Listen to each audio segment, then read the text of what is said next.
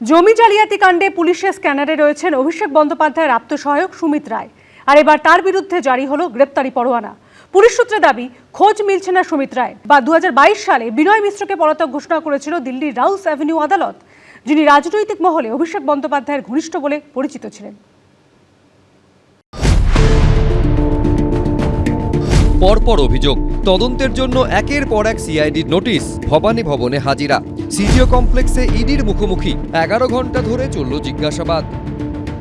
একদিকে দল ভাঙানির খেলা, আর একদিকে বিরোধী শক্তি যারা লড়াই করছে মাথা নত না করে তাদেরকে কি করে দমানো যায়, তাদের ধমকানো যায়, চমকানো যায়, তাদের ভেঙে গুড়িয়ে দেওয়া যায়, কার্যত বিরোধী শূন্য করে দেওয়া যায় পশ্চিমবঙ্গকে, সেই চেষ্টাই গত 1 মাস ধরে করা হয়েছে। রাজনৈতিক বিপর্যয়ের মধ্যেই পরপর জেরা, আইনি প্যাচে অভিষেক বন্দ্যোপাধ্যায়। তৃণমূলের ভাঙনের পেছনে যদি প্রশ্ন করা হয় দায় কার, কার দিকে এখন আপনারা আঙুল তুলবেন? কার জন্য এটা হয়েছে সে আলোচনা তো হলো, ধারাবাহিকভাবে যা চলছে তাই চলছে। এরই মধ্যে জমি জালিয়াতি কাণ্ডের তদন্তে রাজ্য পুলিশের স্ক্যানারে অভিষেক বন্দ্যোপাধ্যায়ের আত্মসহায়ক সুমিত রায়। এবার তার বিরুদ্ধে জারি হলো গ্রেফতারি পরোয়ানা। অভিষেক বন্দ্যোপাধ্যায়ের আত্মসহায়ক, তাকে বেশ কয়েকবার নোটিশও করা হয়েছে বলে জানা যাচ্ছে এবং তাকে গ্রেপ্তারি পরোয়ানা ইতিমধ্যে জারি করা হয়েছে। এই যে গ্রেপ্তারি পরোয়ানা জারি হয়েছে সেটা মেদিনীপুর আদালত থেকে হয়েছে, এমনটাই পুলিশ সূত্রে জানা যাচ্ছে। গতকালই সেই আবেদন করা হয়েছিল পুলিশের তরফ থেকে, যে আবেদন ইতিমধ্যে মঞ্জুর হয়েছে বলে পুলিশ সূত্রে খবর। এবং গ্রেপ্তারি পরোয়ানা জারি হয়ে যাওয়ার পাশাপাশি যেটা গতকালও খবর পাওয়া গিয়েছিল যে বেঙ্গল এসটিএফ এর তরফ থেকেও সুমিত রায়ের খোঁজ পাওয়া যায় কিনা বিভিন্ন জায়গায় খোঁজ করা হয়েছিল, কিন্তু সেখানেও তার খোঁজ মেলেনি। তাই এই গ্রেপ্তারি পরোয়ানা জারি হওয়ার পরে কিন্তু তার খোঁজের ঝাঁজ আরও বাড়বে, এমনটাই পুলিশ সূত্রে জানা যাচ্ছে।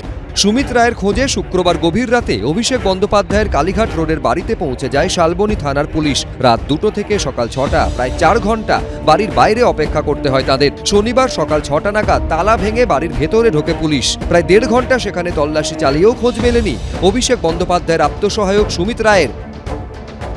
যে কেসে শালবনীতে সুজয় হাজরা ট্যাপ হয়েছিল, পিসিতে ছিল, আজকে প্রোডাকশন হয়েছে, সেই কেসেতেই সুজয় হাজরা স্টেটমেন্ট অনুযায়ী এবং অন্যান্য আরো ইনভলভমেন্ট অনুযায়ী সুমিত রায় বলে একজনের ইনভলভমেন্ট উঠে এসেছে। তো সুমিত রায়কে অ্যারেস্ট করতে গিয়েছিল, প্রেয়ারের ভিত্তিতে কোর্টে সুমিত রায়ের বিরুদ্ধে অ্যারেস্ট ওয়ারেন্ট ইস্যু।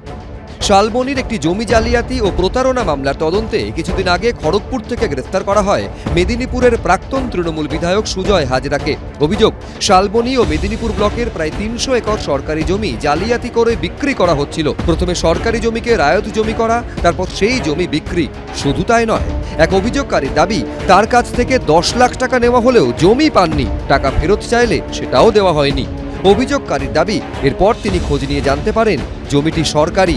এই জমিগুলা সরকারি জমি, টিএমসি জামানায় যত সব ডুপ্লিকেট দলিল বানিয়ে, জাল দলিল বানিয়ে এলাকায় প্লট ভাগ করে কোনোটাদেরকে বেচে দেয়। এই বিষয়ে সুজয় হাজরা কেন, সুজয় হাজরার মতো বড় বড় নেতা আছে যাদের এখানে জমি আছে। সুমিতকে তো দীর্ঘদিন পাওয়া যাচ্ছিল না, আমি যতটুকু দেখেছি। আর অভিষেক ব্যানার্জি, আমি তো শুনেছি যে এরকম এই যে আত্মসহায়কের কথা বলছে, এরকম অনেক তৃণমূলের সিনিয়র লিডাররা ঘন্টার পর ঘন্টা বসে থাকতো, অভিষেক ব্যানার্জির সাথে নাকি দেখা করতে পারতো না। আর এটা তো স্বাভাবিক আছে, অভিষেক ব্যানার্জির হয়ে অপারেট করবে, তার যা কিছু কাজ তার আত্মসহায়ক করবে, স্বাভাবিক। তো ওয়ারেন্ট বেরিয়েছে, পুলিশ নিশ্চয়ই তাকে অ্যারেস্ট করবে।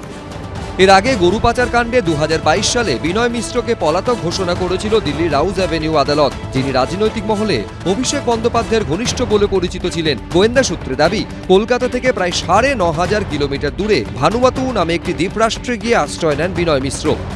অভিষেক বন্দ্যোপাধ্যায়ের পিএ সুমিত রায়ের এখনো কোনো খোঁজ পায়নি পুলিশ। সৌমেন চক্রবর্তী, আবির দত্ত, এবিপি আনন্দ। এবিপি আনন্দ, এগিয়ে থাকে, এগিয়ে রাখে।